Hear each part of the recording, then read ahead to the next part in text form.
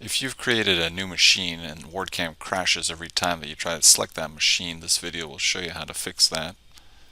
So, for example, if I just go ahead and start making my part here, and I go into my machine database to make a new machine, I'm just going to click down here to add machine, and I'll just leave it named as new. Doesn't really matter for what we're going to show you here. Save and exit, and now I go ahead and select that machine. It'll crash every time I select that. And the way to fix that is in your machine database, which is normally under C, ProgramData WARDJet is one word, WARDCAM Data. You'll have this machine database XML file. You can open that up, and you'll find that if your machine key number is 12 or greater, anytime that you try to select it, it'll crash.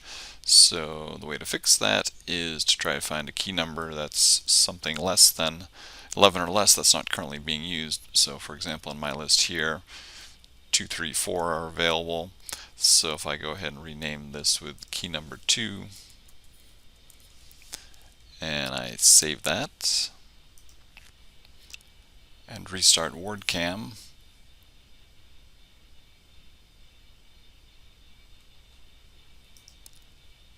I'll grab this part again.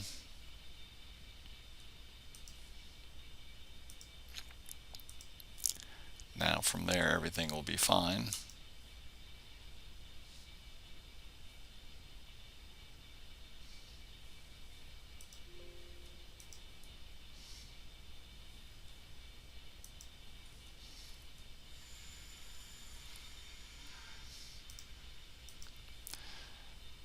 So normally your material and machine databases are in that location that I showed.